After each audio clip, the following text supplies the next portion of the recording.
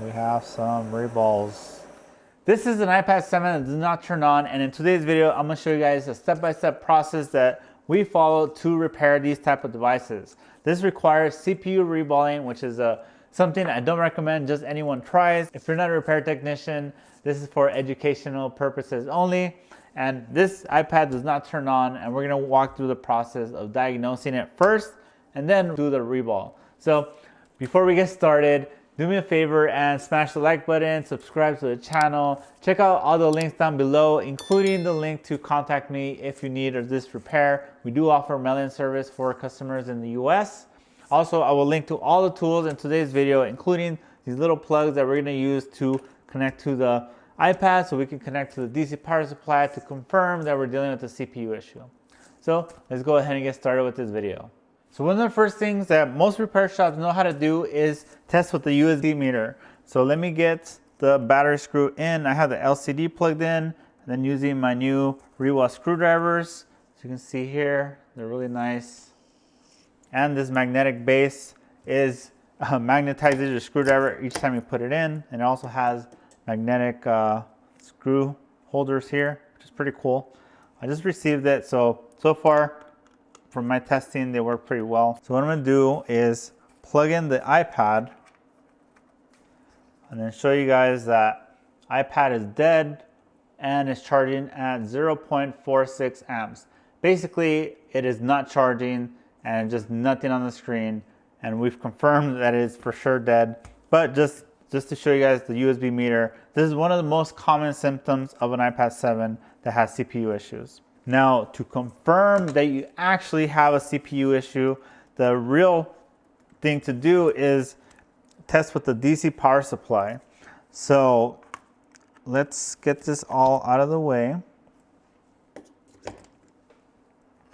We actually don't need the LCD for this step because we can make a lot of assumptions on if it's actually booting to show an image just based on the DC power supply consumption. So that's what we're gonna do now. This is my little, they're called mini grabbers, I think. I don't know what they're called exactly, but I will link these down below. Now these specific ones, there's a few variations of these. These sell just this by themselves. There's actually a 2-pack, which is actually pretty helpful. These open up, but not wide enough to fit around the battery connector. So you do have to do a little modification to it. So this is how I modified it. You can see it's bent out compared to the unmodified version. You can see how it's curled down. So essentially what you got to do is just bend that out so it gives you just enough clearance to slide this under the, so let's do this. All right, so essentially we just got to bend this out. So you do risk breaking it, but you just got to bend that out. So now you get a little more clearance. And then what you do is on iPad 7s, you actually have the positive and negative here. You can see that, positive, negative. So we put the positive, the red one, on the top one, and the black one, you put it on the negative. Essentially to the right side of the screw post and to the left side of the screw post. Like this, basically. So inside the battery pins are the positive and negative of the battery connector. And then here on below me is my DC power supply. So it's set to 4.2 volts and 3 amps maximum. So 4.2 volts is gonna be constant, and then the 3 amps is how much current you will allow to flow through this setup. So 3 amps is more than enough to do our testing. So now I gotta enable it. So now we have 0 amp draw before prompt to boot, and then I'm gonna use the power button to prompt to boot, and then we're gonna monitor the amps. The ones that are 0 right now on the bottom, that's the amps. I'm gonna push it. You can see it just jumped up to 14 milliamps, and then it stays there. That's a really low current draw. A working device should start at about at least 50 milliamps, and then it slowly rises up from there. As you can see, it just stuck there. Now let me unplug this, plug it back in, and essentially we're back to 0. So it's in a powered off condition.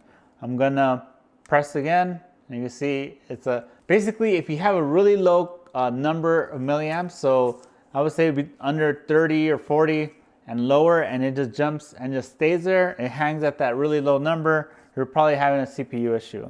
So that is one way to diagnose it as CPU. Now another common behavior on the DC power supply is that it kind of ramps up and then it comes back down to 0. So basically what you see is like 50 something, 100 and something, and then it kind of like goes 200 and then it like cuts off and drops to 0.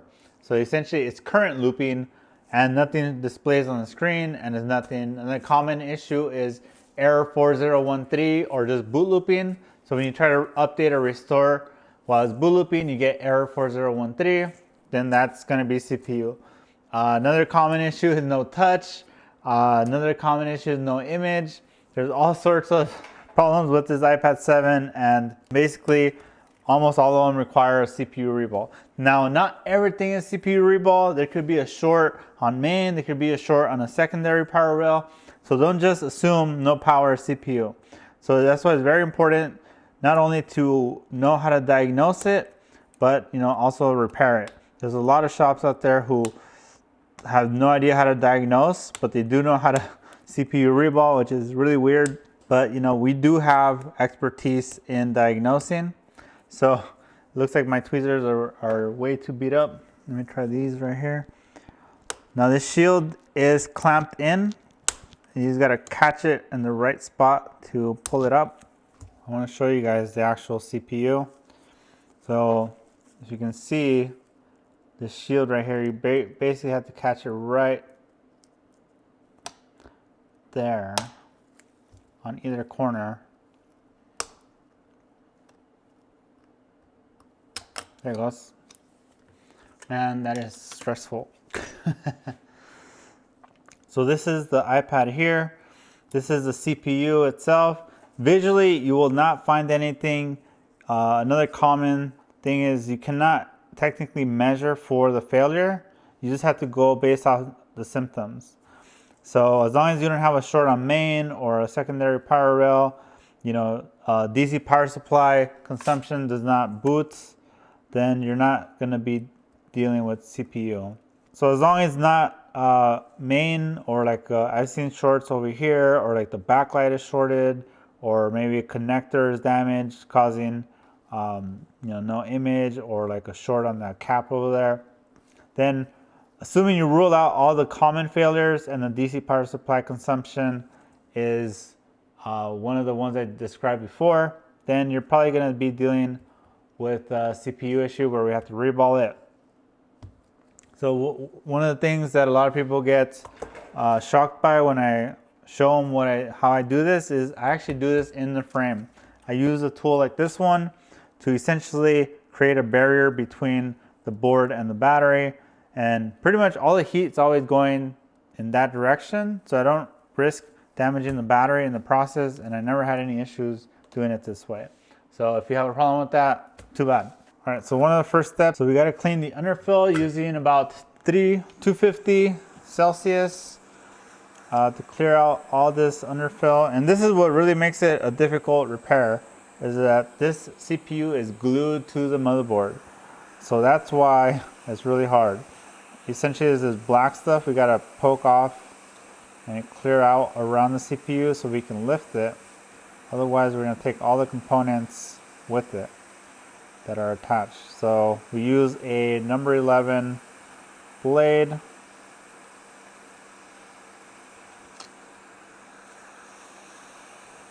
that. And we just go in, and you just got to make sure not to scratch the board. Like I said, this is something meant for professionals, people who have practiced this a lot. If you've never touched the CPU before, I don't recommend you even try this, at least not on a real board. If you have practice boards, then that's fine. Obviously, practice it first on donor boards. Do not practice on customers' boards or devices that are actually working, or that can be repaired. It takes a lot of practice. I mean, honestly, I would say it took me maybe 2 years to finally kind of master this. Although granted, I didn't practice too much. Just here and there, maybe like every other month I would try it, just because I'm so busy with just the non-CPU stuff. So that's one of the downsides of being busy, is you don't have free time to practice all these new skills. And now one thing I like to do is clear the underfill on not just directly next to the CPU, but also nearby, because the underfill essentially causes problems when you're trying to use a ton of heat to remove the CPU. Essentially causes components to get loose, because the heat causes the underfill to like expand and kind of move around, and it moves those components. So the components, the solder is molten, but they're being held down by this glue, but the glue itself is also kind of moving around and is detaching stuff. So you can clear the surrounding stuff.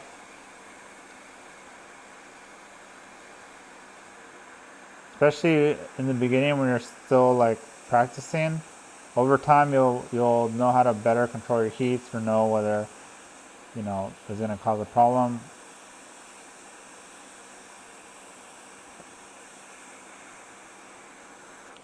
Essentially, the trick also is to keep rotating the device, the iPad, so you always are starting at the left side, where there's an opening, and you're picking off towards the left. Otherwise, you're going to be cleaning underfill against it, and now you're going to have a bigger mountain of underfill to fight against.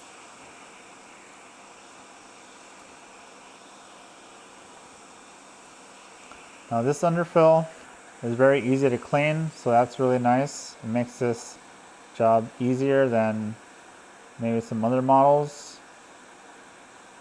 And I feel like iPhone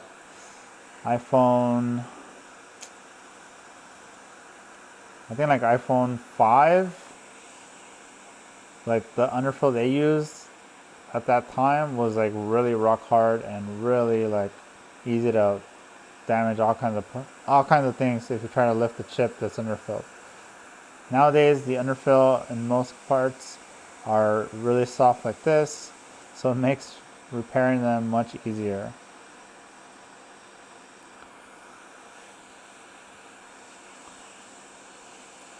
And then because we're using 250 Celsius for cleaning underfill, it's hot enough to soften the underfill, but not hot enough to cause any other problems with heat.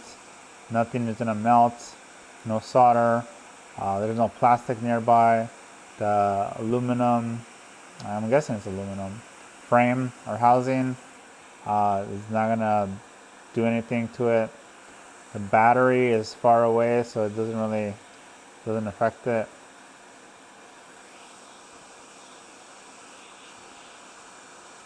Now technically you can remove the board out of the housing if you're paranoid about the battery. Or remove the battery. That can work too.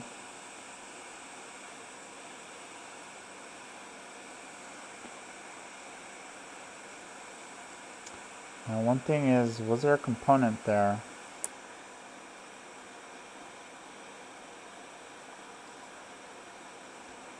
I feel like my tool hit here, but I don't know if something was already there.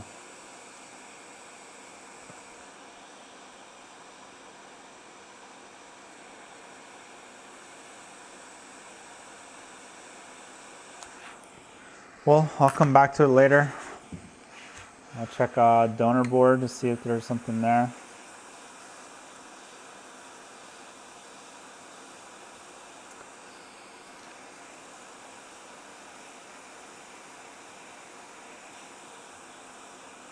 Like I said, we do offer mail-in service for pretty much any iPad repair, whether it's a screen, a battery, if you want the charging port repaired, if you need an iPad 7 CPU repair, if you have a broken connector because you try to repair it yourself and you damaged it. We do all iPad repairs basically. Just reach out to us through our website to get a quote, and technically also a request if we do offer that repair. We stock a lot of iPad parts as well, or we could get them next day in most cases.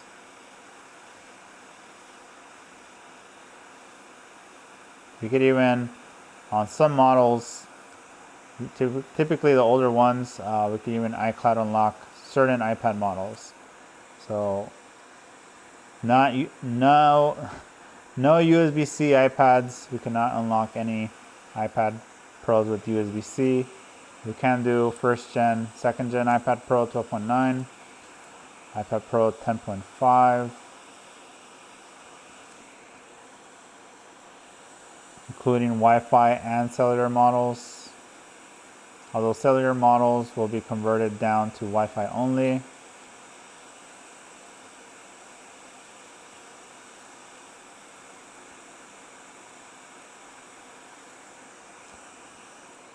Just for good measure, I'm clearing out all the underfill.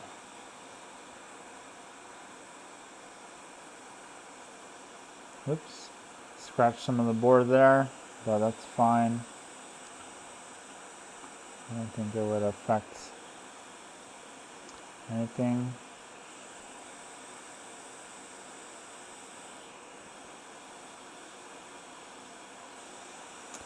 All right.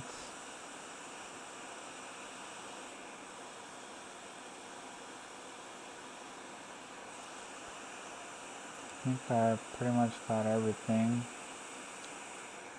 at least the big chunks. Now, one thing I hate about this is how much of this mess gets everywhere, gets on my bench. Now, one thing is the entry points to lifting the CPU is going to be right here. So what I like to do is just pop this cap off and just get rid of it. Don't need it, although let's get it out of here. We don't want some random cap flying around on the board. And then, now that it's really hot from cleaning the underfill, this is where we remove the CPU. And my secret temperature is 420 and 69. I found that 70 is too much and 68 is not enough. 69 is just right. And you'll see how we can easily remove the CPU. I add flux around it because I want that flux to also seep underneath the CPU, and I use this tool here. And essentially I'm gonna come in, just kind of work my way through this corner. So I'm using the same nozzle, the 6mm bent nozzle, and let's heat it up. And basically I try to find the entry points over here in the corner. Usually if you focus a little bit here, there, you can see my tool is entering. All right, let me zoom out.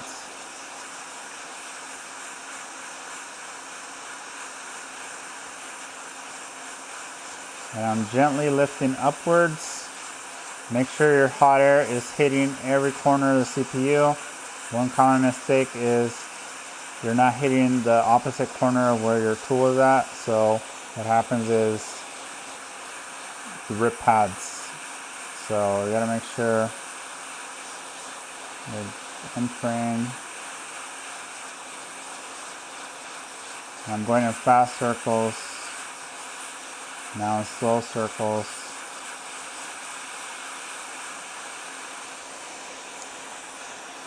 If you guys can see my technique. Now you might bump some components. I'm gently pulling up.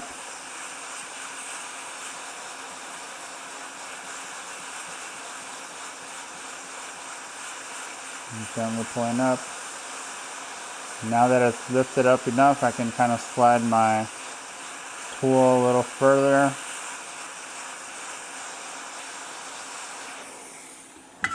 popped it off, flipped it over. Now we inspect for any rip pads.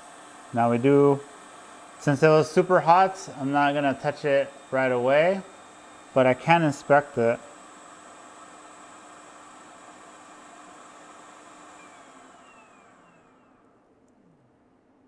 So far, no obvious signs of rip pads. So CPU, let's put it off to the side. Let's inspect the board. All right, bump some stuff here. Just fine, we could push all that back. Cleaning the underfill also helps prevent any solder balls, like this little solder ball here on my tweezer. No rip pads. Oh, is that a rip pad there? Or just flux? That looks like burnt flux. Usually a rip pad on the board side will look like gold, kind of like this. Like a gold little round pad. Now this is, I've been told is a capacitor or something under the CPU, but we don't need those. We could actually remove them fully and there will be no issues. That includes some of the other iPads with different types of cap things stuck underneath, and Samsung or Android phones that have these cap things as well. All right, so the secret here is to use, this is low melt solder wire. This is 138 solder wire. And essentially, turn on your film extractor. Now remember, iPads are heavy in thermal mass, meaning they suck up a ton of heat. So this thing, I'm gonna just pick it up and get it out of here. The goal is to get this solder on all the pads.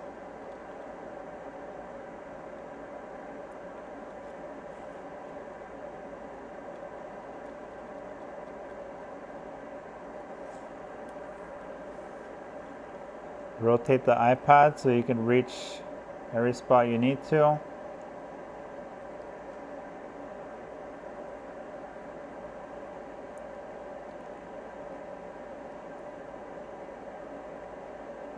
Now I do see a pad here, although that looks like a pad from the board that came loose and is just floating around.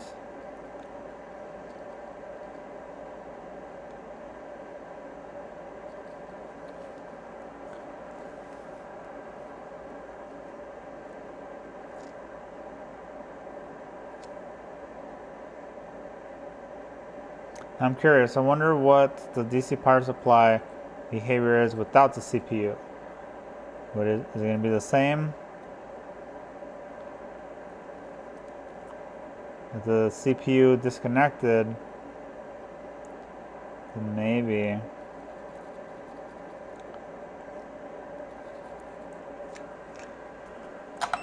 Maybe it'll still draw 14 milliamp after prompted boots.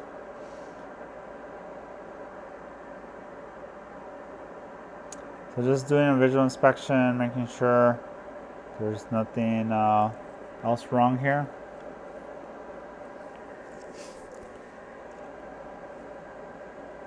So at this point, we got pretty much low melt solder and all the pads.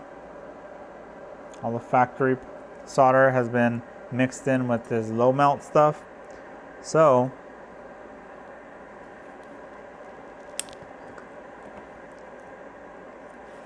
using my fancy dandy wick, chem wick, I'll link to this down below.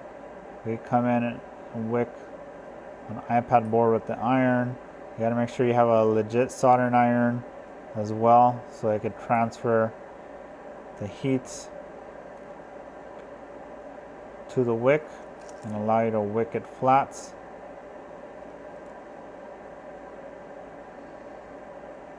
Now there's still some underfill on the board, so I might have to come back and clean that a little bit.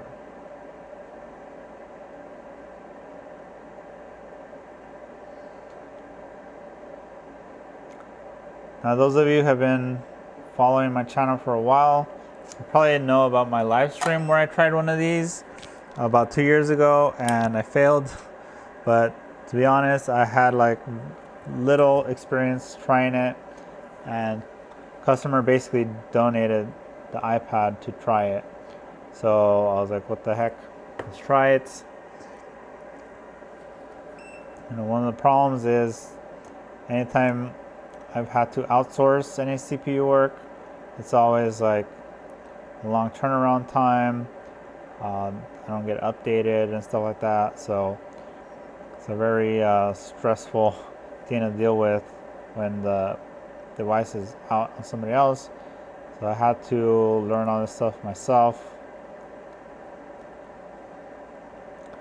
The only way to provide quality service when there's no reliable techs out there to take on these harder jobs for me. All right, so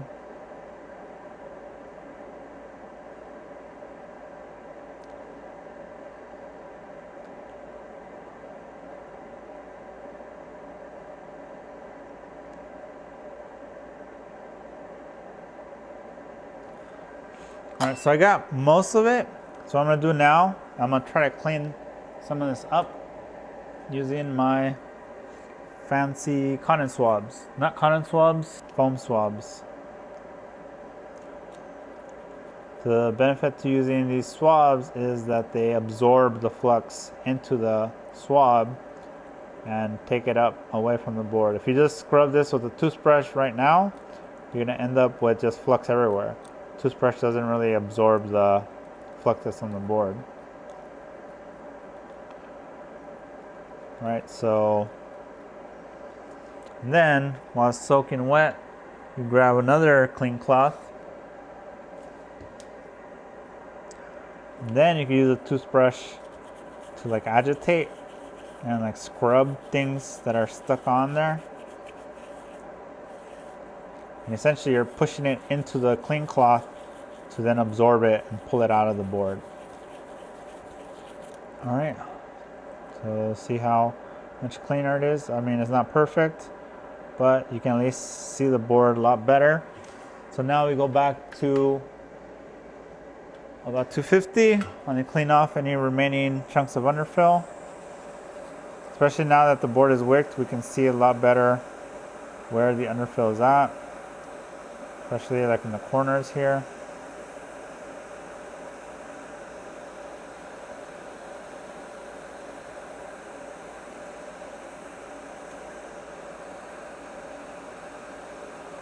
Which means we could also see any pads we might have not got solder on there,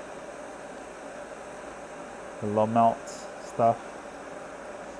I'm gonna poke these chunks off as well.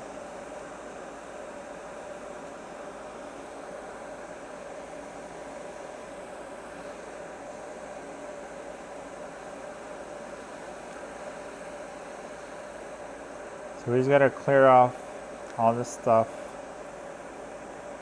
I'll eventually come and fix that cap. Actually, I don't even have to fix that cap. I think it's fine the way it is. But maybe for my OCD's sake, I'll fix it later. But this cap here does have a chunk of solder on the end. Also, just using my tweezers, I could just gently scrape all the underfill in between stuff. And since I have low melt solder on the pads, my tools are not going to get caught on the solder pad and then rip it. So that's kind of one of the benefits to using low melt to prep the pads, is that as you're doing this, you're not risking breaking off pads, because the solder will be brittle and it will just break. The solder will break before the pad will rip. If that makes sense. Now, if you're watching this video and you don't know how to do CPU work, and then this video does help you, like let's say you watch it a few times and you learn to do it, let me know down below in the comments, you know, what you found useful in this video, what changed things for you. That would be great.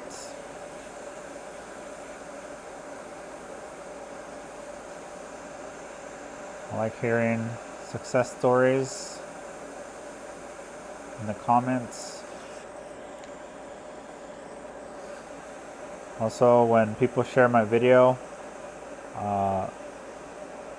especially like on posts where people are asking how to do X, Y, or Z, and then people are tagging my video, that's always awesome because I spend a ton of time making these, and it's kind of like the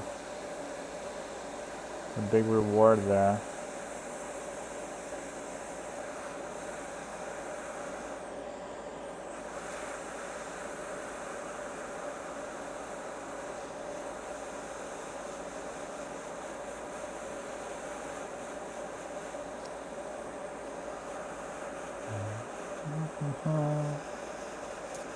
Alright, so we're almost done scraping off all the underfill. The majority of it is going to be also on the ends between the components and where the CPU was.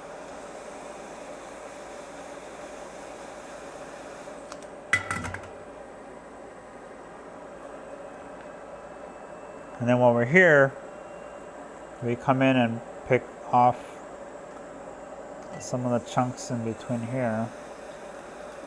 Now I switched to a blade, just so I can get a little more precision on kind of the stuff I'm trying to clear out.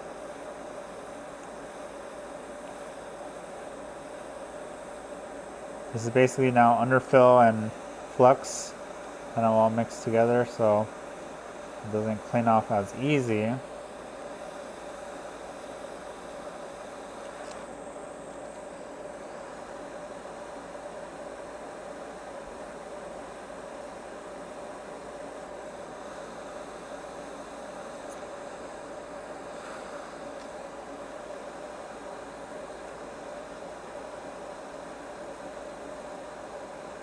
Alright, so just trying to clean off anything that's close to the perimeter.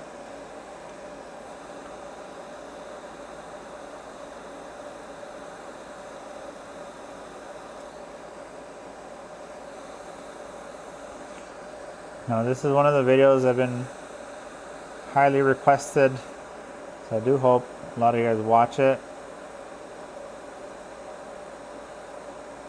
And a lot of people didn't believe my 420-69 temperatures, but here you saw it first on YouTube. Now, one thing people also ask is, my hot air station calibrated? The answer is no. I just took it out of the box and started using it. You know, basically what I do is I set a temperature, like 350, and then try to remove a chip that I know on my last hot air station that worked. And if it's not working, then I turn it up a little bit, and then I keep turning it up a little bit until, you know, I get everything, until the chip comes off. And then I kind of just do a few different jobs kind of based on that baseline that I created, and then I kind of just go from there. So calibration, the only thing calibration is useful is to copy paste other people's settings, and I feel like that's kind of like, if you have to do that, like rely on other people's settings, then you're not learning your tools. Whereas if you just learn your tool temperatures, then you'll be better off, because then you understand, you know, what works for you, for your situation, for your environment. You know, even the room you're in, the temperature of that room is going to affect, to some degree, your soldering. Like if you're in a really cold room, obviously it's going to cool down everything. If you're in a really hot room, like if you're in a desert like I am, you know, something is really hot, something is really cold.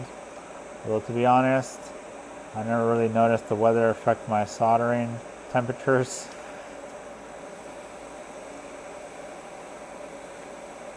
And we do have a heater and stuff here, so the room itself is typically in good habitable settings.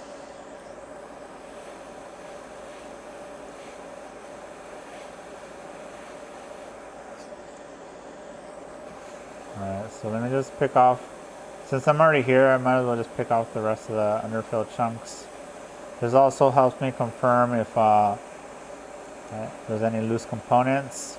As you can see, I'm picking the stuff without the components flying off, so they're probably good. If they're flying off, then that means they're not soldered on, and that's a problem.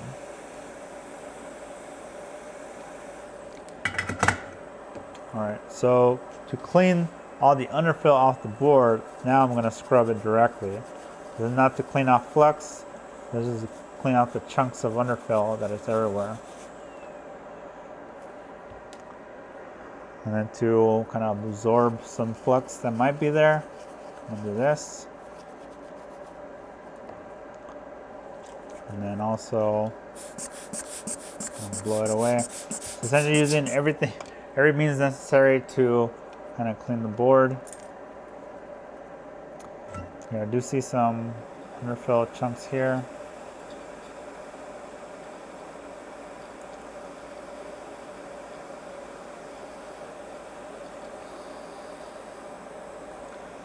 And make sure it's all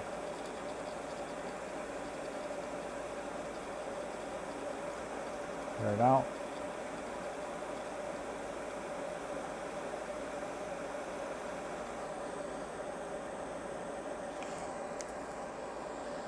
Now in theory, you don't have to have it perfectly clean, but there's some satisfaction to seeing it perfectly cleaned. So that's kind of what's happening here. I'm just a little obsessed with getting it perfect,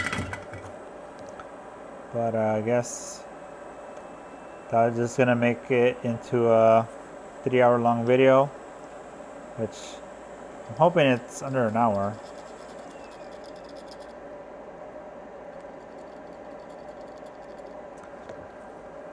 Alright, so there is some pads still that need to be wicked. I think right here in this area, maybe in the center. Now the first way you saw me soldering was with the iron. Another way you can do it is with hot air.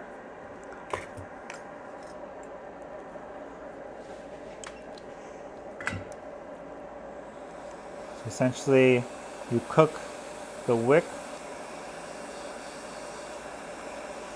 and then you scrub it,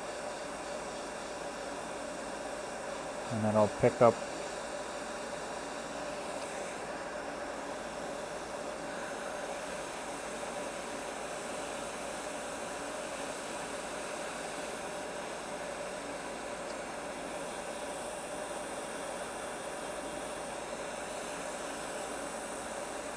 There you go.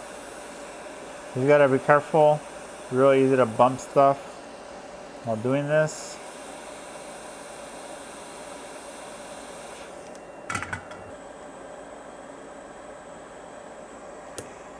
And then I'll get to, you're probably wondering why there's so many pads that are bridged together. I'll explain that in a bit. I guess I'll explain it now. Basically, there's a lot of ground pads on this CPU that are all like interconnected. So when you're wicking, it's real easy to scrape off that, and expose the traces between them. Now, depending on what you're doing, I knocked off a resistor, and this is one of the downsides to doing hot air method. Alright, so I gotta push that back over there.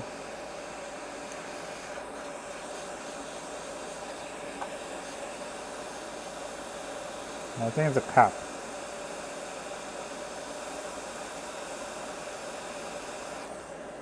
goes.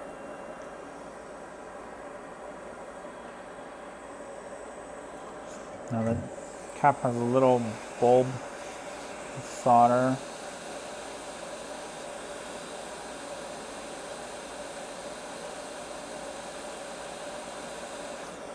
Alright, there was this one here as well that had a big blob solder. There it goes. Alright, so for example, there's these here. You can see it's the pad and then the connection between them. That's all normal as far as the connections to each other. Now the only problem it can be is when certain pads, when they're a single pad. Let's see if I can find an example that shouldn't be. Let's see. Like you see like a pad with a tiny little nub sticking out and it's by itself. That one might be worth UV masking. But I think most of these are grounds. So I'm just going to leave as is.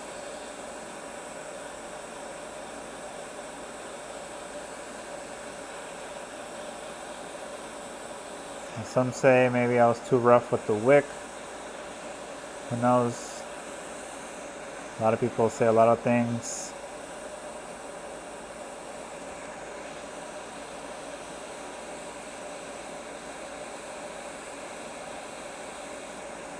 Alright, so I think we got most of it. Alright, let's just go with that. Alright, let's clean this up one more time. Now right now I'm using a Q-tip just because they're cheap and I'm just doing a quick kind of cleanup.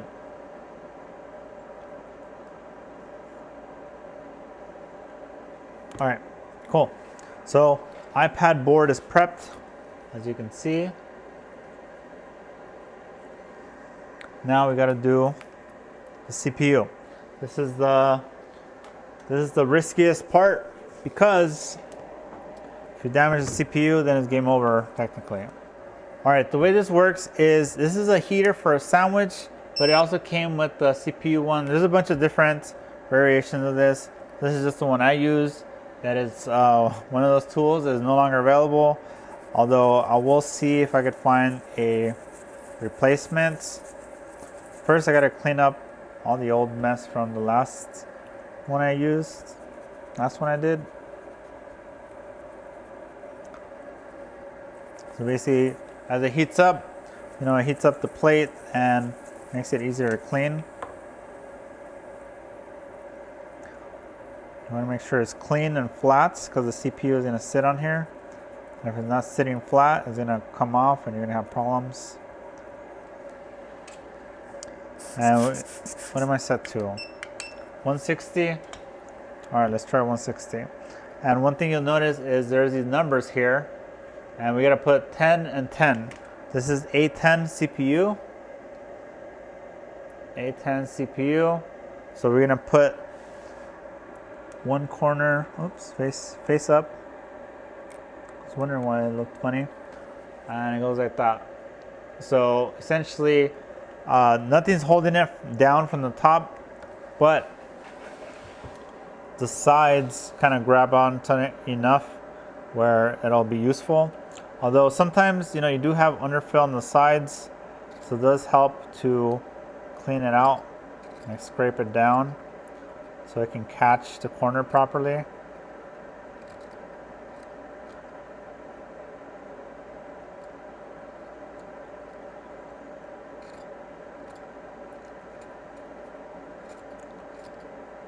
Like that. And just like I said, you got to clean this up.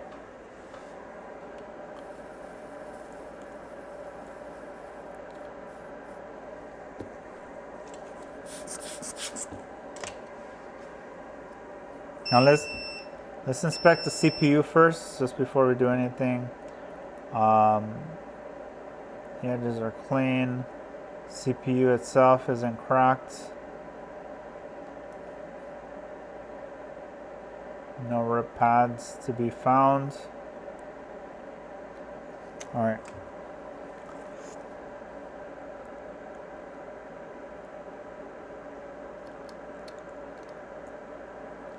All right.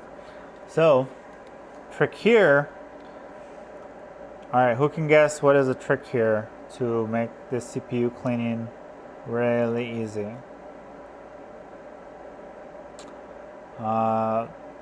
So, I don't have anyone here to chime in. This is one of the secrets is low melt solder. So I just use the solder paste I use for reballing sandwiches. And essentially, I'm just gonna scoop some up. I want to get the watery stuff in the middle. And we're just gonna go really wild with this paste. I'm just gonna apply it liberally all over the CPU. And the goal is to essentially melt this solder paste over the factory solder. That way, when we go to, basically that solder paste is bonding with or mixing with the solder that's already there. And especially with the underfill in the way, it kind of falls into the pads. And then it makes it really easy to clean after. So just now with my iron, I'm gonna gently run over all the pads. The goal is some of it is to pick up the excess solder. Some of it is to rub the solder into the pads. As you can see, pretty much all the solder balls got the solder on them, which means when we go to clean the underfill, when we're rubbing on the pads and stuff, the pad won't rip, it'll just break because of how low melt the solder is. And then I'm also taking out these little caps or chips, whatever you want to call them.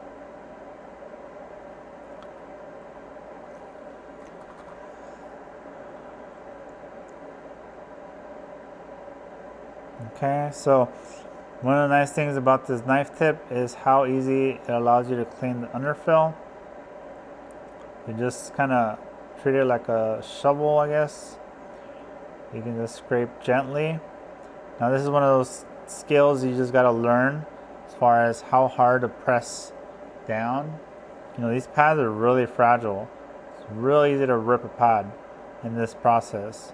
Even if you pull the CPU without ripping pads, this is where it can all go wrong. So knowing how much pressure is just something you cannot explain. You have to try yourself and get the muscle memory to learn how to do this.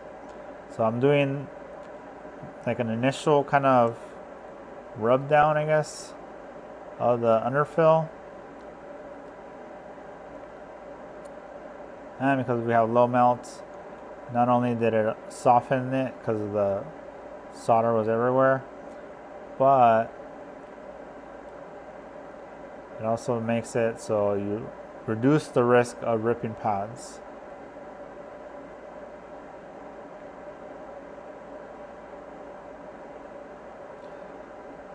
One of the things is when you find an opening where there's no underfill, that's the easiest place to enter to start clearing out underfill.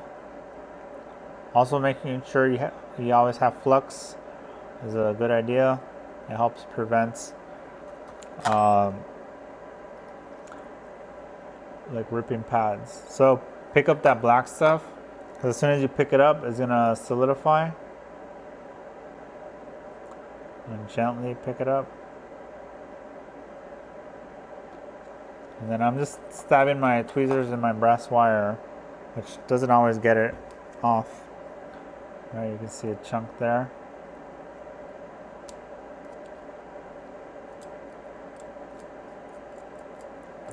Right, so that's basically what we're dealing with. This is stuck on the CPU. So using some heat, we can get it off. So now I'll put some more flux, and then I'm going to show you another secret weapon. Not secret, but trick that my friend taught me. So using, let's try 250. I'm also going to turn down the temp on the heater so we don't have too much heat on there. Using a wooden stir stick. So this is what I stir my coffee with. You can also gently scrape away underfill.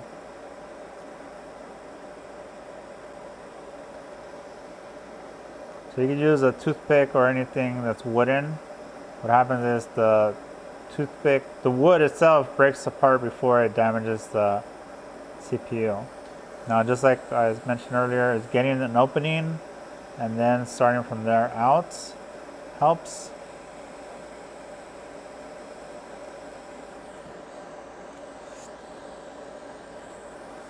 And so you can see how a little bit of hot air, a little bit of gently brushing the CPU.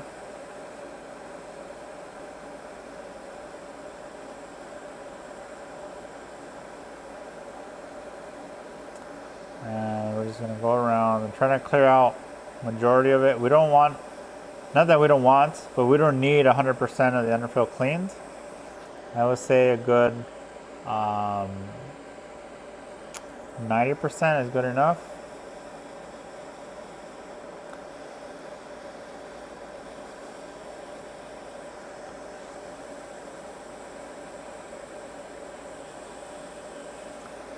We're just gonna scrape.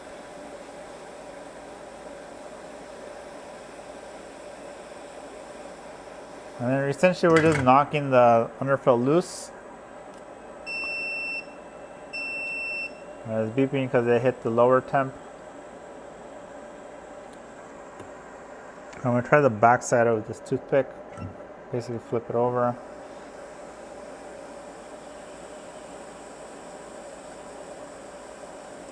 I'm trying to hit this little chunk right here. And hopefully that'll give me an entry to do the rest.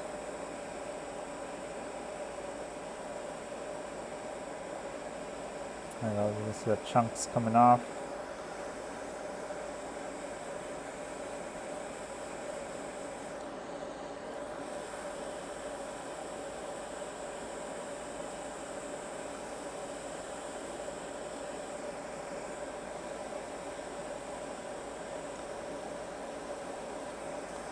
So, just like anything in this video, it's something you should practice.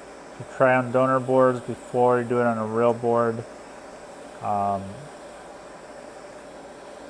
keep in mind, if you try this and destroy it, I am not here to rescue you from a damaged CPU. I will decline that job right away because you don't understand how it's not profitable for me to run a business where I'm just fixing other people's mistakes. Most people who try to fix it themselves, we're trying to save money, and now they have to take it to a professional, and I'm sure they don't want to pay the increased price of the repair. Now, some things we can fix after tech damage, like a connector and stuff like that. But like CPU, that's like way too much. So the idea of this video is really just to show you the process and for you to figure it out yourself, or to see like, hey, yeah, this is beyond my capabilities. Let me send it to Jesse for to get it done professionally. So just keep that in mind. One thing about making YouTube videos, we get all kinds of crazy requests to save people from mistakes, and some of those mistakes are just not doable. Sorry, but our focus is on repairs that we can fix within a certain amount of time, and be able to do them with a high success rate. When someone destroys a board due to just not enough experience, that lowers the success rate and just like wastes our time. So just a warning. I'm not judging you for trying stuff. I try stuff myself. It's just keep in mind is you're on your own once you start trying stuff like this. It's so once you go for it, there's no going back. You have to either complete it yourself or call it a no fix. I actually had someone recently who was not a technician. They had what was it, Samsung S7, S8? I think it was S8. Who was a personal phone that died, and then they took it to a few repair shops. I think it was water damage.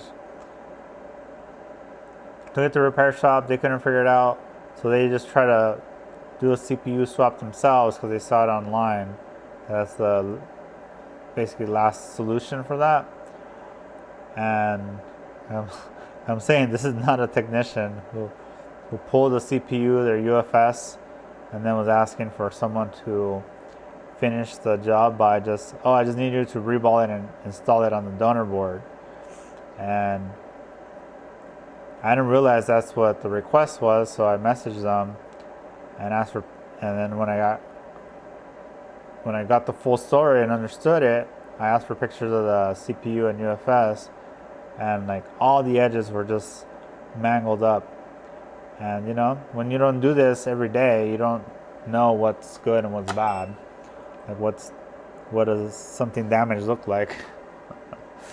So yeah, like you could tell, like the whole edge was just scraped really bad from the person trying to lift the CPU without experience, not knowing that your tool is going to damage that.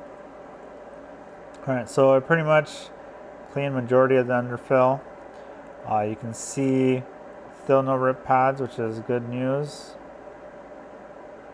Now if you do get rip pads, that's where you have to use ZXW and see, is that pad ground? If it is, then you can just leave it. If it's not, is there a duplicate of that line? Meaning, is that like a power rail that one pad ends up there, but there's like multiple of the same pads everywhere? In some of those cases, you could just UV mask it off, make sure the line's not shorted, and then proceed with like normal. So also another thing to consider is these CPUs, pretty much all the functions run through here, which means if you rip one pad, you could possibly fix it, fix the device, but if that one pad is for a critical function like charging or charging or audio or microphone, and you damage that one pad, if you don't fix that one pad, you're going to lose that function. It's just not going to work. Alright, so now there's wicket flats. There's another step where you can go wrong and damage it.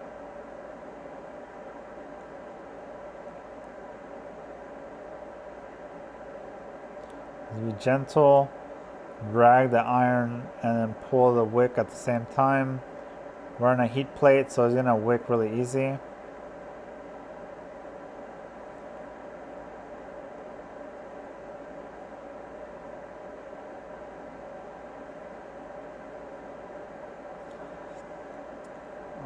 Let's get some of these little parts here I missed. Some pieces here. Now this is where you can really cause some damage as well. So be careful. I'm also talking to myself.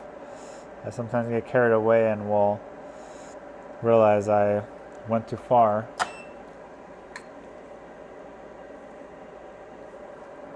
All right, so now we have a bunch of flux everywhere. So let's do this. While it's hot, I'm gonna just use a Q-tip to just swipe away the chunks of it. Then I'm gonna lift this out and throw it on my clean cloth. I'm gonna turn off the heater, and this is a CPU. You can see it's not perfectly clean, but I don't care. It's not about being perfectly clean, it's about getting the underfill off of the pads.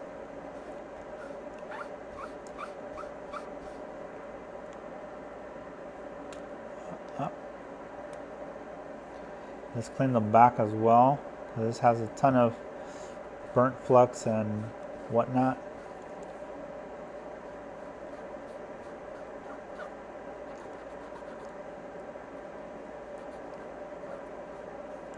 Make sure whatever surface you're working on is flat so you don't damage the chip if you're pressing down on an uneven surface.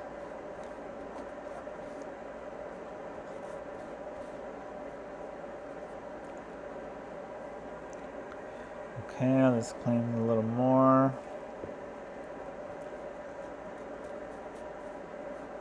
Now there's still some underfill there left, but let's just ignore it and leave it as is. Like right here. Kind of feels like a thick chunk.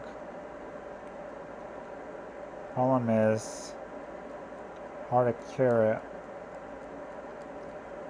Or at least I shaved it down so in case this elevator doesn't get in the way of reballing.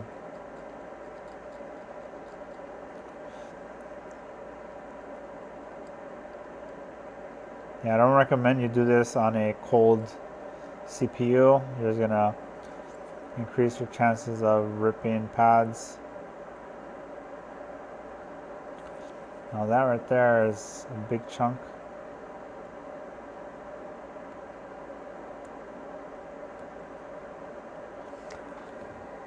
All right, maybe I'll throw it back on the heater really quick after I clean it, because this thing is a disaster. Look at all that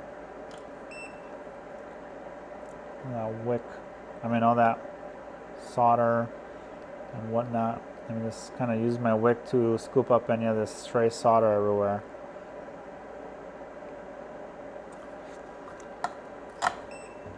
Okay. Since Q-tips are way cheaper than the foam swabs, I'm going to use this to clean up all the nasty stuff first.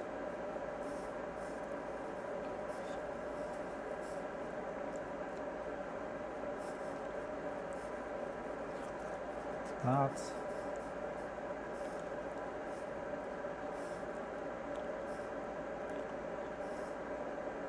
Essentially, we're just trying to clean up as much as we can.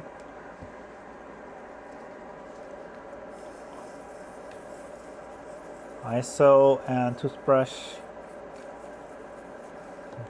action.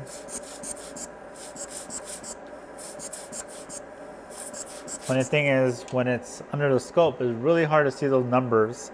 Now through the camera, you can actually see it a little better, but through my eyes, hard to see the 10, 11, 12, number thing. All right, let's throw this back in here. Oh, I see why. Let's see, maybe I could. There it goes. So basically, the corner is where it catches, is also where the underfill chunk is at. I'm gonna use a little bit of hot air.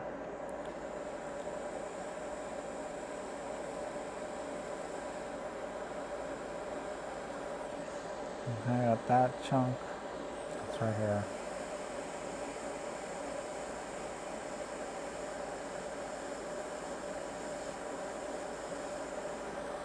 And chunk right here.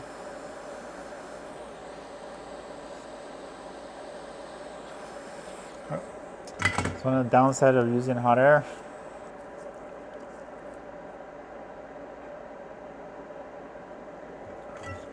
There's a little bit over here. Oh man, I hate that.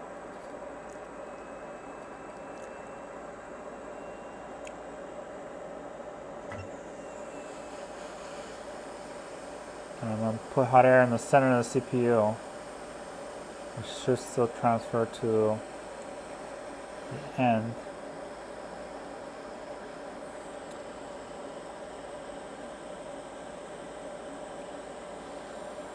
I feel like there's some chunks here. Now this could be overkill. Let me try my wood stick. I'm just gonna snip off the end.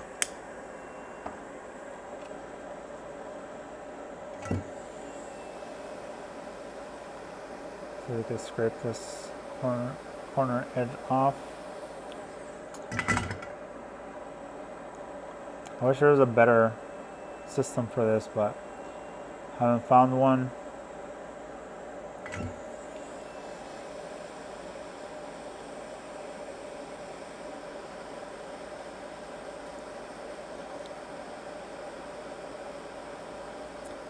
Alright, you know what, let's just leave it. I don't want to risk damaging this.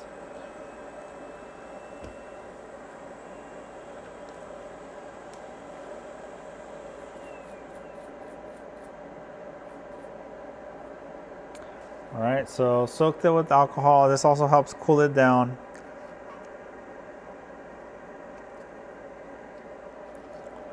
Alright, the edges.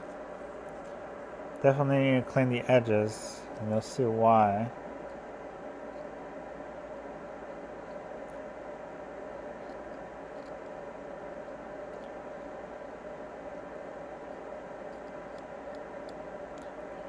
Basically, we're going to use a jig to reball this CPU. It's not necessary. I could reball it without it, but it does help as a jig to just hold the CPU to, if you need to do any work on it. Might as well. And the jig is not that expensive. I will link it in the video description.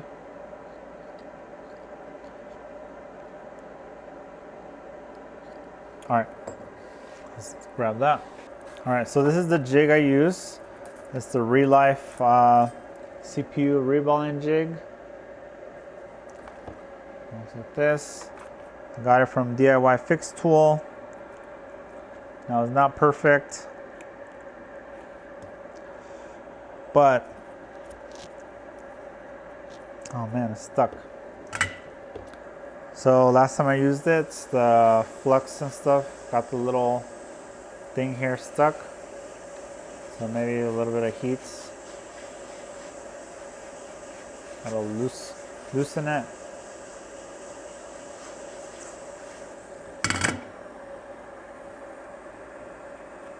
There it goes. This thing should slide.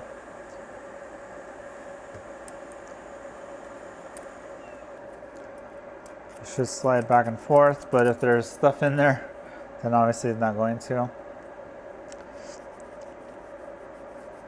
right, let's clean it up. And let's see. So in the box, there's stencils for every model. And we need A10. So here's a brand new A10 stencil. And we're gonna use this to reball it. So first, what I like to do is check how does this align on here. So it's also magnetic, so let's go into the scope. I think it'll be easier there. So this little arrow is telling you that's, I guess, the way to point it. And also, if you lay the stencil down. So take a look at the pattern of these cap things. Right, so it's gonna go like this. Right, you match the stencil. So now that you figure that out, line it up, push the the little bottom thing up so it keeps it in place. Gently lay this down. And look at that. It is not aligned. Oh, it's shifted. Oh man.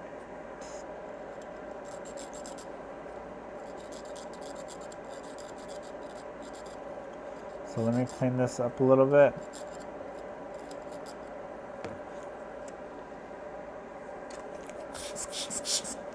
Let's see if I maybe can clean that up. All right, take 2, push that to the left and up. Put the stencil in. And we're in.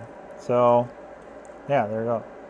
All right, so now we got to reball it. And I don't recommend you use a metal tool like this or it's gonna stick to the magnetic thing. So transfer your paste to a non-magnetic spatula like the one I have here. Now I don't remember this stencil jig thing came with it. I know some of the other reballing jigs did come with it. You could also buy it separately. So I'll see about linking to linking to some of these to buy off the shelf, and then you just apply your paste. This is regular low melt 183 Celsius. This is what I use for everything. I'm not using any special paste. If you use low melt, super low melt like 138 or even 158 like a sandwich reballing paste, I don't know how much that will last. Keep in mind, CPU gets burning hot in normal circumstances. So do you really want a paste that is gonna melt when you're playing Fortnite or something on there? Or you're playing Roblox? I don't know, maybe I'm showing my age because I have no idea about these games. I'm playing Minecraft. Alright, so I've scraped away all the paste. Now using a different clean cloth than I use for cleaning. This is a paste clean cloth. I press down and I rub it around. Essentially that helps absorb any excess flux that's on there. Now I use my curved tweezers, 330 Celsius. And you still gotta hold the stencil down, but it's a lot easier.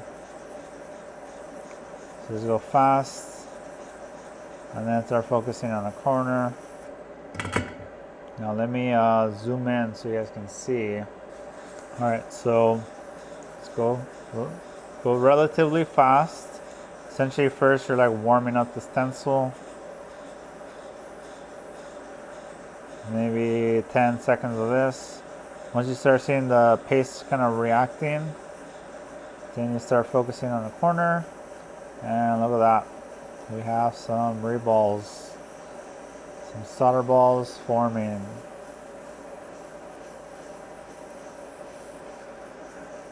What do you guys think of my solder balls on this CPU? So the idea here is to just slowly, now I do see some solder balls that are not sticking, which is fine. I'll fix that here in a jiffy. We're gonna first try to just melt all the solder paste. I'm also sliding my tweezer slightly over to compensate for the new area I'm trying to reball.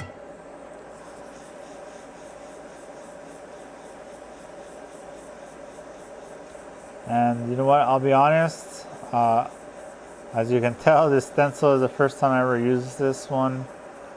I typically use a different jig, but I want to show you this one because I don't know if the other one's still available.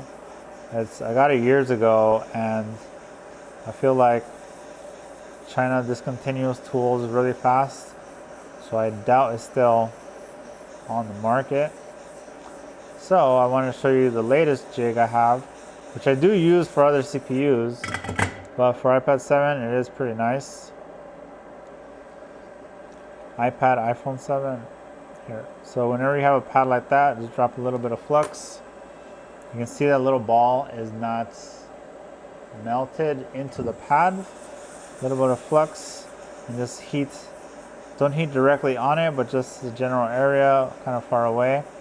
The goal is to melt the pad on the CPU, so the solder ball that's kind of nearby will get sucked into the CPU. And the flux helps do that.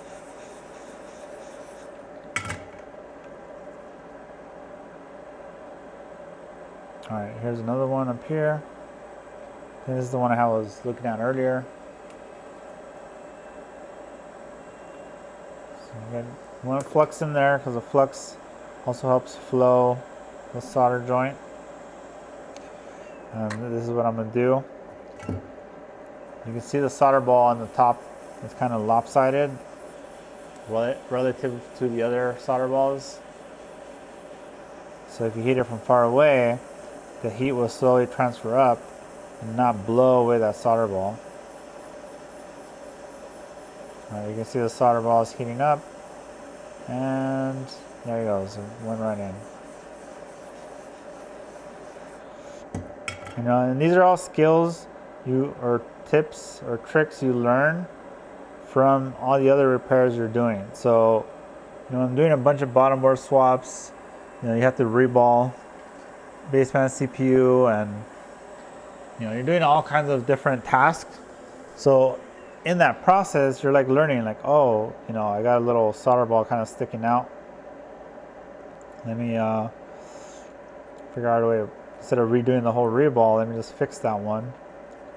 Also, another trick is to shave off the top layer, because you can then see which solder balls are uneven. If they're uneven, it's not going to install properly. But if you can find it like this, what's going to happen is we can reball some more paste on top and then essentially create them all to be even. Although this does seem like a very even reball, I probably could have skipped this. But also be very gentle.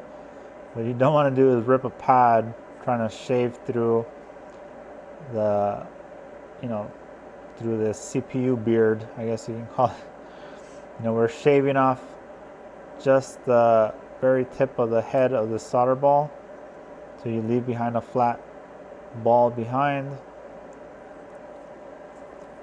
So you can see what that looks like. And that's all the chunks here that you should clean.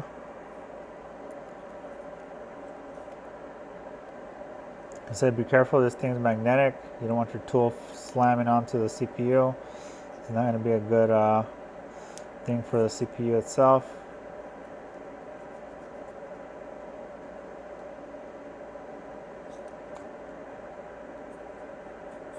Alright, so now we come back, and you can see like this center area is slightly darker, which means it doesn't have the shiny heads like the ones I shaved off. So down here it's like the shiny silver, and then right here you can see the blade didn't touch it, which tells me the solder ball did not get enough solder on there. I'm just applying some more solder paste, just reballing right over on top of the last reball.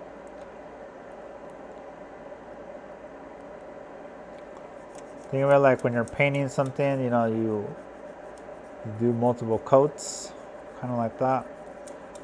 This helps even out everything. And you can see the paste goes more into the ones that were smaller than the ones that I was able to shave off. So get a clean cloth wrapped around my finger, and then just rub a few times. And now I have a clean surface here to Reball. Let's do repeats The same steps we did before.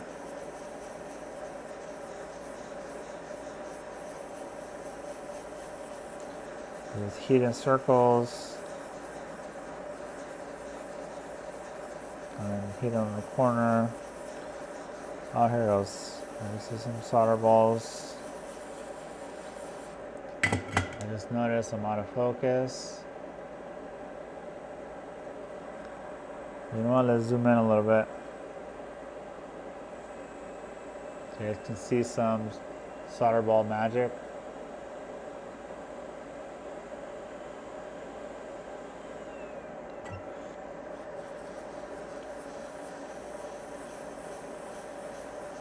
So yeah, check out how these solder balls slowly form, or the paste slowly converts from paste to solder balls. There it goes.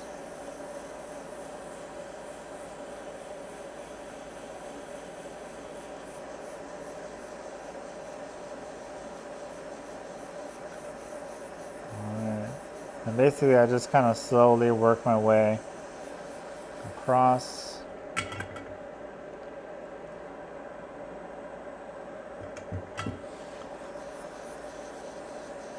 And this is really, my hand's getting really sore from just holding down the tweezers, but not a big deal. It's part of the job. So just gonna man up and take it and deal with the consequences later. Alright, all the solder balls are formed. And then you want to make sure you don't let go of your tweezers until you see the solder balls are solid. Now I can let go.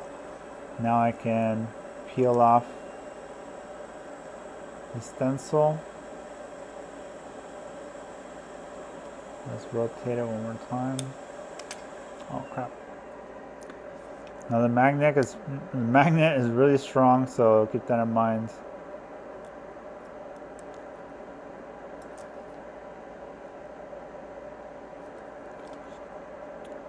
Alright, so far, oops, I touched it with my dirty hand, and now we got fantastic. We got this paste right here. Alright, good news is, oh, there's some in there. This should be pretty easy to get rid of.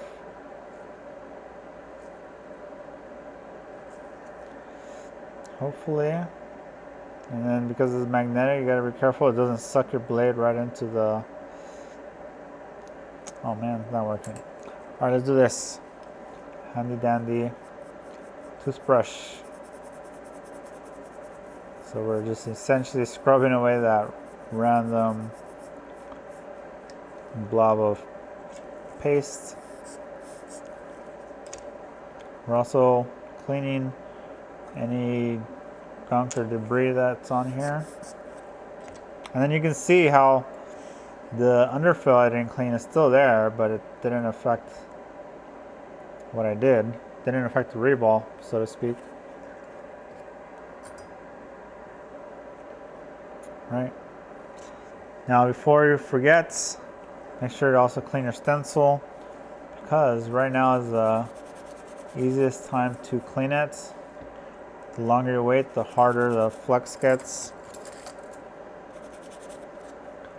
And also, guess what? We are close to the finish line. So assuming this all went well, we should have a working iPad here in a few minutes.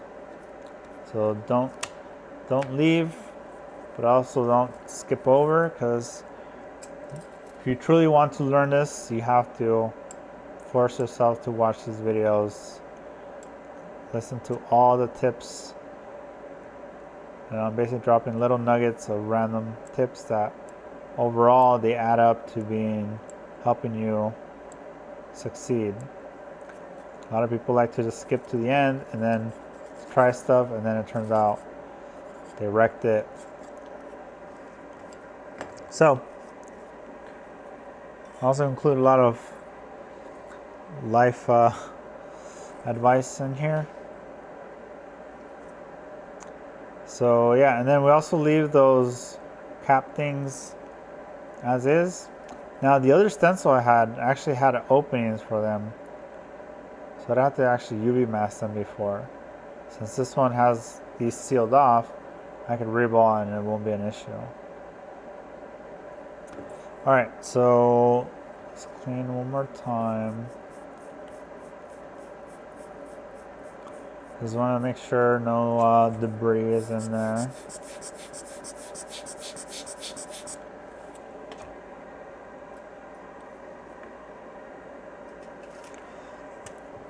Alright, so I do have a separate set of tweezers that are stretched out to hold the CPU like this. You can see how I can just, well, it's kind of stuck to it. And then it's also a good idea to pre-flux this. What that means is put some flux, reflow it basically. Spread it to all the pads.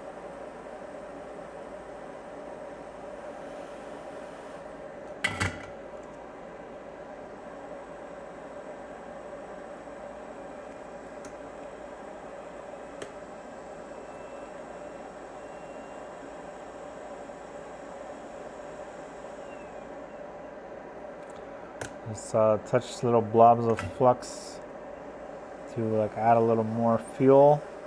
By fuel I mean flux to this reball here. I can see some sections that do not have any flux, so I gotta apply some more.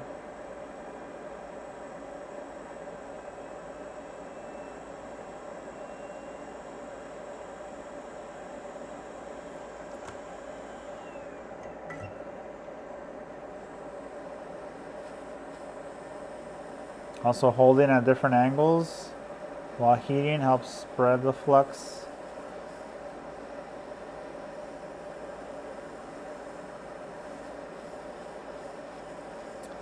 I see some debris I might have to clean out, which I'll get to here in a second.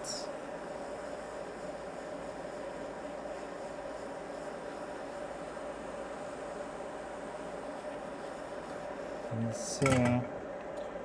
Well, one, I can see, it kind of looks like this section can use a little bit of flux. And maybe I was seeing things. Or maybe it burned away when I reflowed this.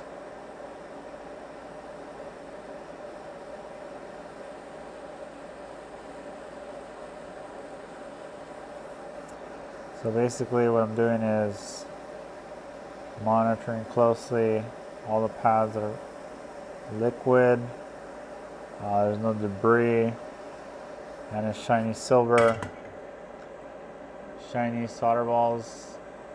So if you got to this point, make sure you guys are commenting shiny solder balls, because this is what a CPU Reball looks like. Then I also will know that you made it this far. Alright, now I'm going to rest it here. And I'm going to clean my bench.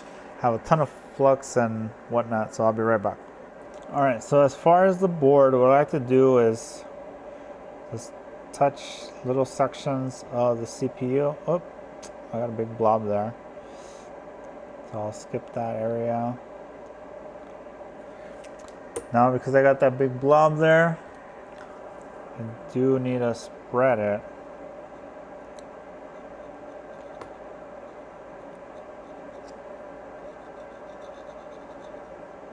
The goal is to have minimal amount of flux, because you don't want it bubbling like crazy. Now there's flux on the chip itself as well, so that compensates for any empty spots I might miss.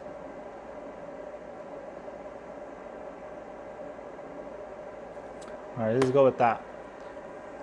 And I try to spread it out as much as I can. But this should do.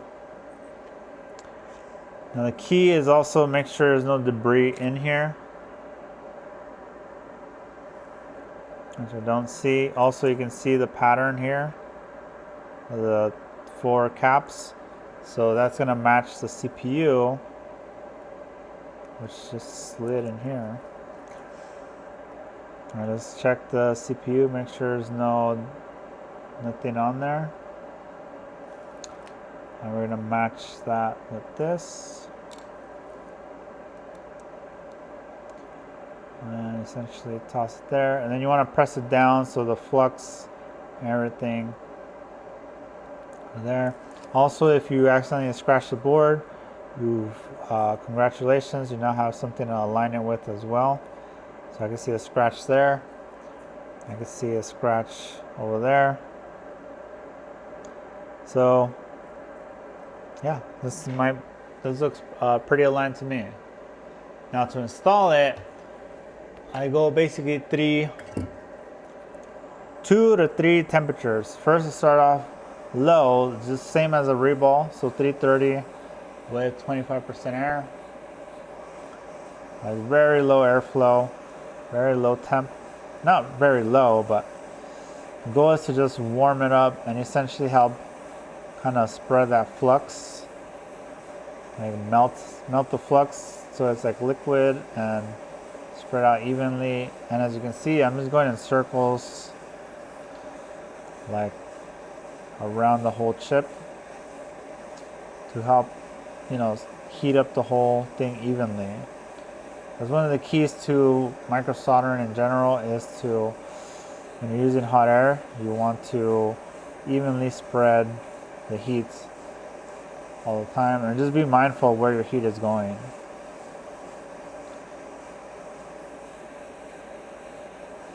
Alright, so we've been going for what, 30 seconds to a minute. So now what I do is I'll bump up the temperature about 360, same airflow. Repeat the same steps. Now, there's some hot air stations out there that do temperature profiles. Essentially, they do what I'm doing now, but it does it automatically. So this one is not, it's just rudimentary. You set the temperature and you have to manually change it. Now Action has one of those smart hot air stations that does have temperature profile stuff, but they only make it in 220 volts, meaning it will not work in the US without a converter thing to 110, and I really don't feel like getting that. And I think most shops will not be okay with that either. So they wanted to send it to me for review, but I told them like I can't really promote it because no one's really going to be able to buy it since it's not the right AC voltage. Alright, so I can see the flux oozing out. Oh, you're out of the camera. You can see it there. Flux is oozing out. So now let's see if I can bump it.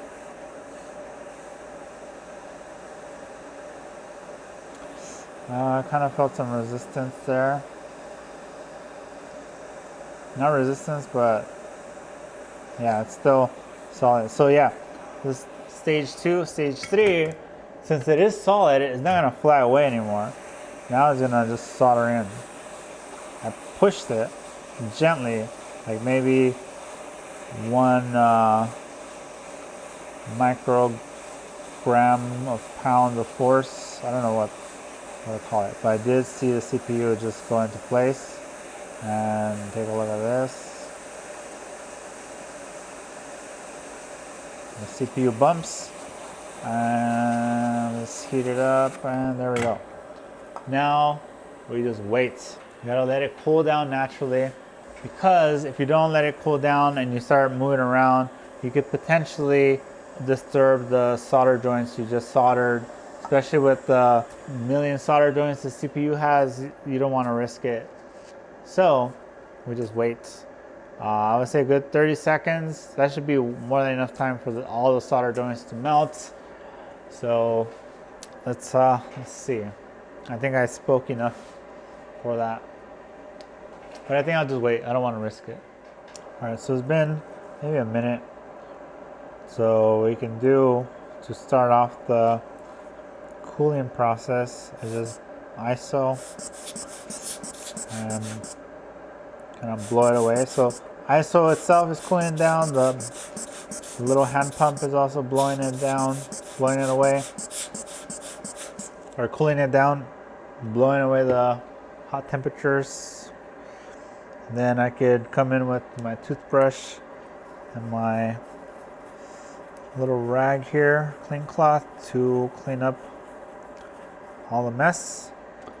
And you would have never known the CPU is reballed. Okay, maybe, but most people won't.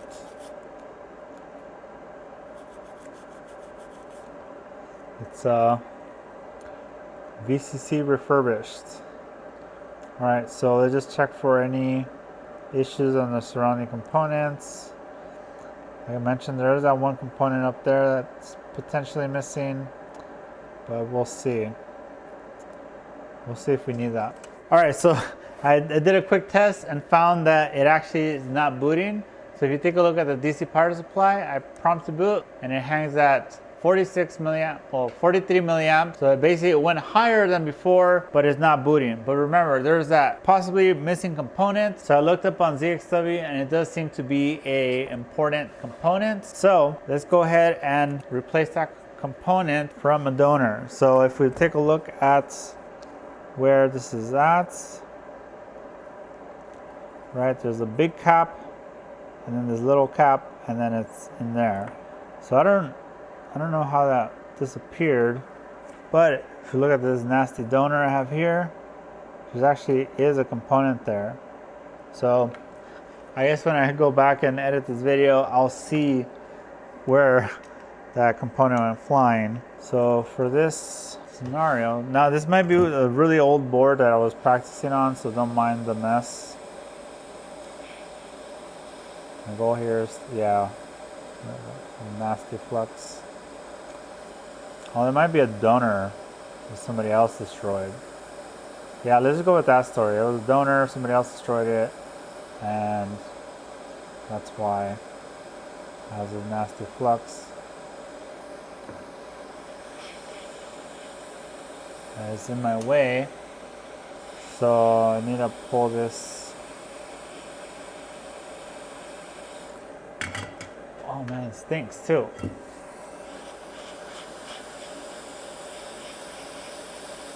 Yeah, so as you can see, one little component, like a resistor here, can be the reason why your device isn't boots.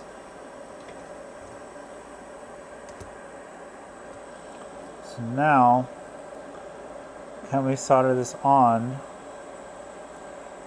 So here, let's do this. Let me put it there. Let me pre-tin the pad.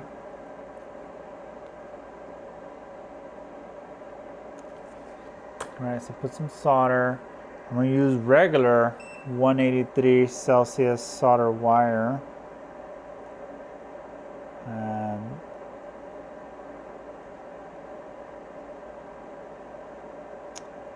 see if we can.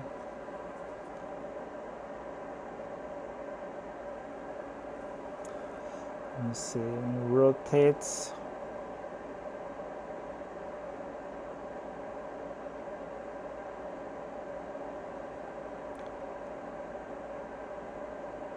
All right, I got some. I got solder on one. Yeah, I got solder on there. So I'm using. That was the C or T115 iron with the conical tip. It works really well for tiny little spots like that. Now to figure out how to get this on there.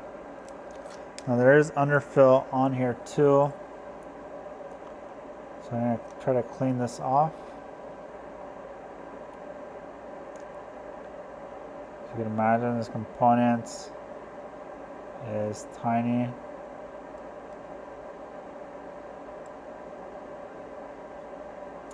Knowing me, I'm going to lose this. I'll just throw it on there.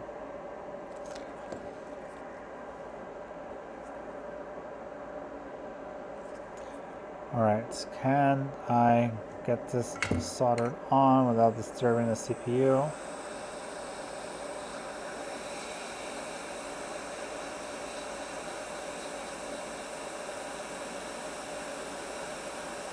Oh no. I felt something was not letting it sit.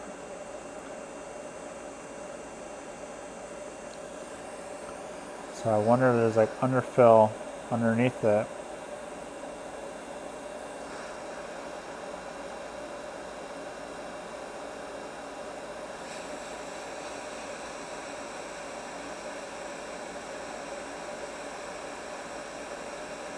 Ah, it's soldered on. I was able to bump it, it went back in place. So while that's cooling down, let me show you here on ZXW.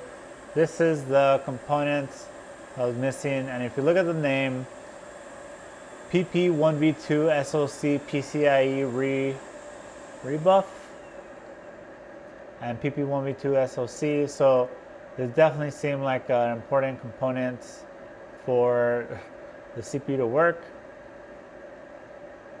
Yeah, you can see it connects to the CPU, so probably that's why I wasn't booting, but we should have better results now. Let me just pull this down.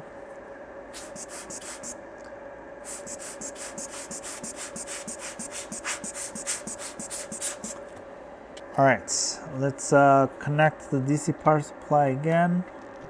All right, that one's in. That one's in. All right, so still no shorts before prompt to boot. Prompt to boot. Oh, we have current, booting current. You can see how it has, no, I did hold it for too long.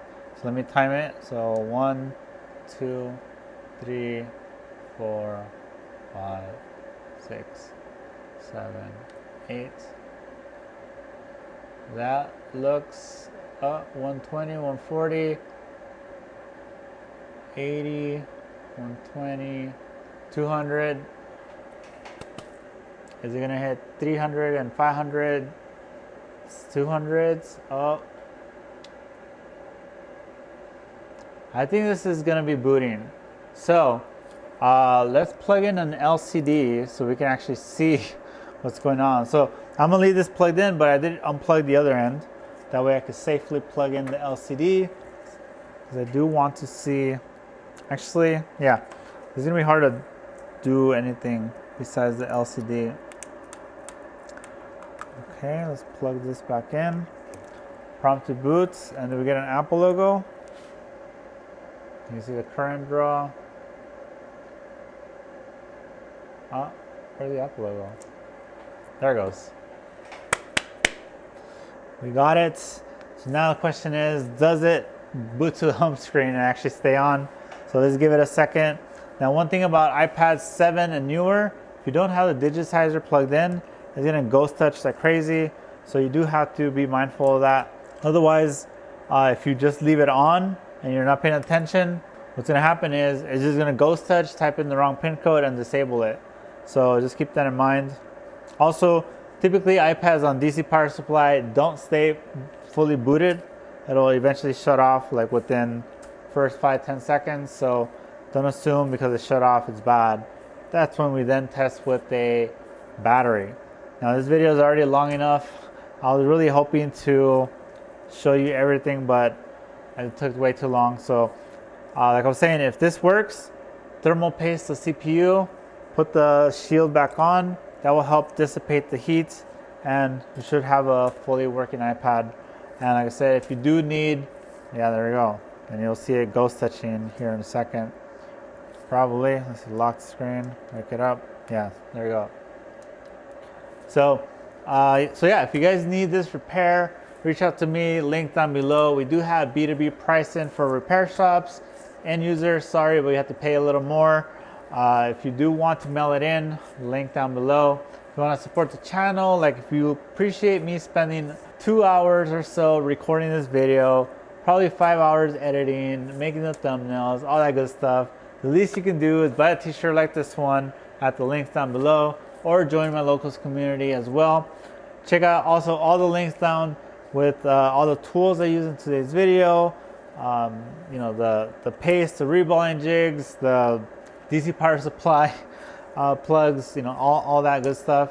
It's also linked down below. We do have a soldering course, a 30-day beginner course, and we do have a 90-day fully advanced course where we do cover this in detail and all that stuff. So I think that I covered everything. And just because I'm excited how this was successful, I will link to my fail video down below. So you guys want to see how much things have changed within the past 2 years or so, that will be down here. So thanks everyone for watching. I'll see you guys in the next one.